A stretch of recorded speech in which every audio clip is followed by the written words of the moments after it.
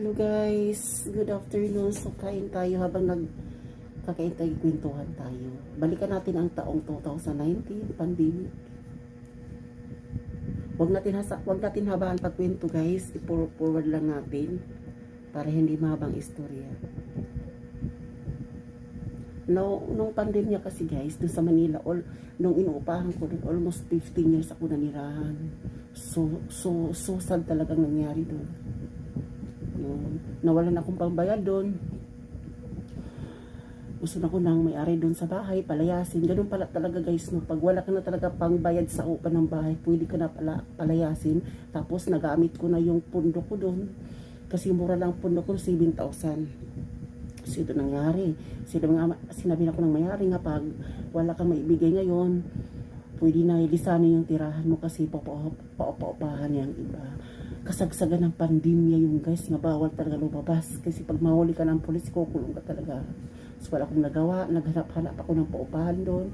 So ito nangyari, hindi nakahanap ng paupahan, so nag-stay pa rin ako doon sa inuupahan ko kahit sobrang masasakit na salitang narinig ko doon.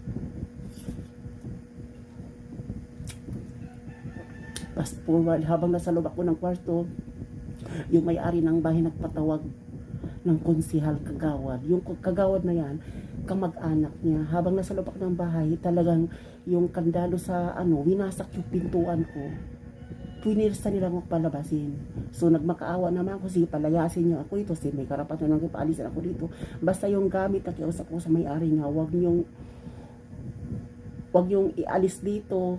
Dito ko lang muna steady sa loob ng 1 linggo. Pero iba ko mga gamit sa sobrang dami ng gamit ko doon, pinamigay ko na sa may-ari bilang kabayaran sa mga utang ko doon sa tubig, kuryente upo sa bahay. So hindi pa nagsawang mga may-ari doon. Talaga yung mga gamit ko doon kinuha ng iba. Oo, kinuha niya, ninakaw.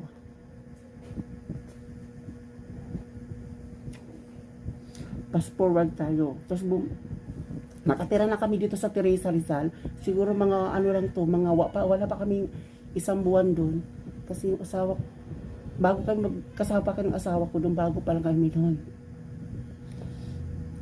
So binalikan ko doon ng 1 linggo. Pagdating ko doon sa Maynila, yung mga gamit ko nagkawatak-watak na, pinaghati-hatian na ng may-ari ng bahay. Pero yung ibang gamit ko nandun sa kaibigan o kakilala, buti hindi ginalaw.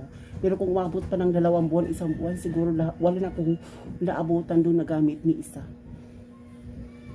Ganong kasaklap yung pandemya guys, halos na-stress ako, halos magpakamatay ako, sobrang stress.